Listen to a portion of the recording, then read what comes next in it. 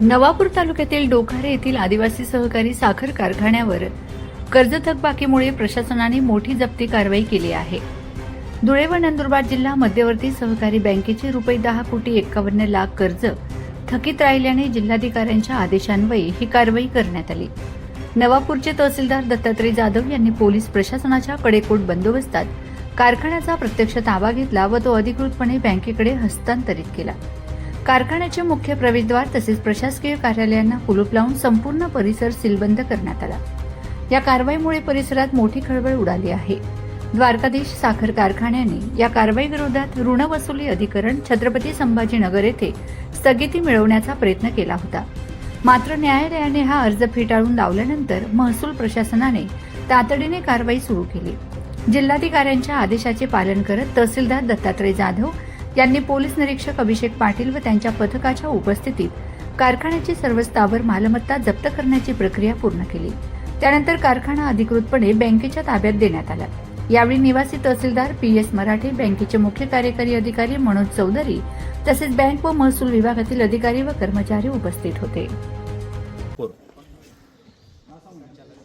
डोखारे तालुका नवापूर जिल्हा नंदुरबार या कारखान्याला धुळे व नंदुरबार जिल्हा मध्यवर्ती सहकारी बँकेने दिलेल्या कर्जाची परतफेड न झाल्यामुळे हा कारखाना आज रोजी सिक्युरिटायझेशन ॲक्ट अंडर माननीय जिल्हाधिकारी महोदय यांनी स्थावर मालमत्ता ताब्यात घेण्याबाबत आदेश केलेला होता आणि आज दिनांक 24 मार्च रोजी आम्ही या कारखान्याच्या साईटवर येऊन रीतसर या कारखान्याचा पंचनामा केलेला आहे आणि पंचनामा करून त्यांच्या ज्या जमिनी आम्हाला माननीय जिल्हाधिकारी महोदयांनी अलॉट केलेल्या होत्या, गहाणखताद्वारे आमच्याकडे ज्या तारण ठेवलेल्या होत्या, या सर्व जमिनींचा आम्ही आज रोजी पोझिशन हे घेण्याची प्रक्रिया ही सुरू आहे।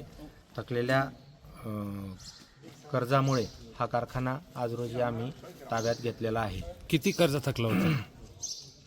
कर्ज जवळपास दावा दाखल केला त्यावेळेस ₹10,51,00,000 हे थकीत कर्ज होतं आणि हा कारखाना द्वारकाधीश साखर कारखान्याने भाड्याने घेतलेला होता आणि द्वारकाधीश साखर कारखाना व डोखारे आदिवासी साखर कारखाना आणि जिल्हा बँक यांच्या त्रिपक्षीय करारान्वये द्वारकाधीश साखर कारखान्याने आम्हाला ॲश्युअर्ड केलं होतं की ह्या कर्जाचं जे हप्ते येतील ते हप्ते आम्ही परतफेड करू, परंतु हे हप्ते परतफेड न झाल्यामुळे ते कर्ज थकीत झालं आणि ते NPA झाल्यामुळे आज रोजी कारखाना हा ताब्यात घेण्याची प्रक्रिया आम्ही सुरू केली।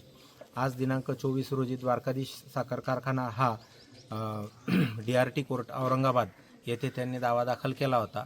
ती पोझिशन प्रक्रिया जी आहे ती थांबवण्यासाठी त्याला स्टे मागितला होता, परंतु आजच्या जे हिअरिंग झाली, कोर्टाची सुनावणी झाली, त्यामध्ये कोर्टाने त्यांचा जो दावा आहे तो फेटाळलेला आहे आणि आम्हाला पोझिशन घेण्यासाठी प्रोसीड करण्यासाठी आदेश दिलेले आहेत। आदिवासी कारखाना हा ऑक्टोबर महिन्यामध्ये 2021ला कराराने द्वारकाधीश कारखान्याला देण्यात आला आणि जेव्हा हा देण्यात आला तेव्हा कुठल्याही संचालक मंडळाला याची कल्पना नव्हती।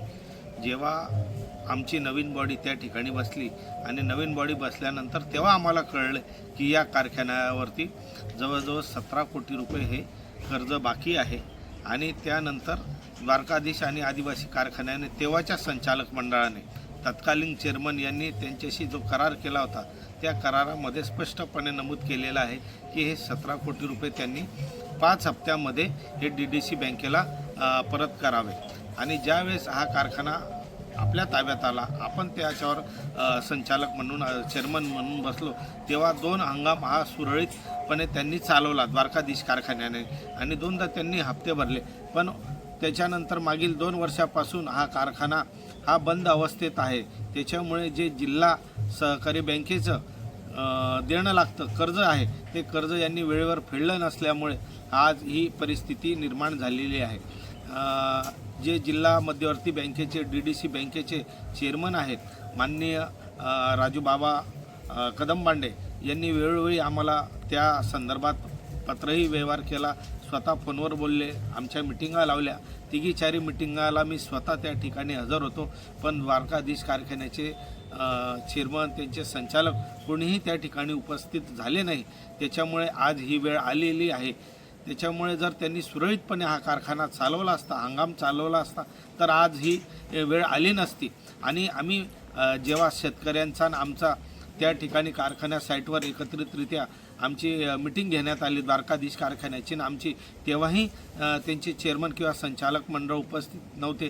त्यांचे मुख्य शेतकी अधिकारी यांना त्या ठिकाणी पाठवून दिलं. त्यांना कुठलाही अधिकार नसताना त्या ठिकाणी त्यांना पाठवून दिलं. फक्त बघ्याची भूमिका त्यांनी घेतली. आम्ही त्यावेळेसही पोटतिडकीने सांगितलं की कारखाना चालवण्यासाठी द्वारकाधीश कारखाना हा असमर्थ असेल आदिवासी कारखाना चालवण्यासाठी. तर आमचं संचालक मंडळ तेव्हाही तयार होतं, आजही तयार आहे आणि उद्याही तयार आहे. आम्ही त्यांच्याकडनं सांगितलं की हा कारखाना आम्हाला चालवायला द्या, तुम्ही तसं आम्हाला ॲफिडेविट करून द्या. आम्ही त्याप्रमाणे केलं असतं तर आज कारखान्यावर ही नौबत आली नसती. याला सर्वस्व जबाबदार हे मागचं संचालक मंडळ आणि ज्या द्वारकाधीश कारखान्याने हे घोळ घातलेला आहे याला सर्वस्वी जबाबदार ते लोक आहेत. सावंतांनी ही आडमुठीची धोरण केलं आणि हा आदिवासी शेतकऱ्यांचा कारखाना जाणून बुजून त्यांनी बंद पाडलेला आहे. याला सर्वस्वी जबाबदार हे द्वारकाधीशचे चेअरमन ते शंकरराव सावंत, सचिन सावंत आणि कैलास सावंत हे प्रमुख लोक याला जबाबदार आहेत.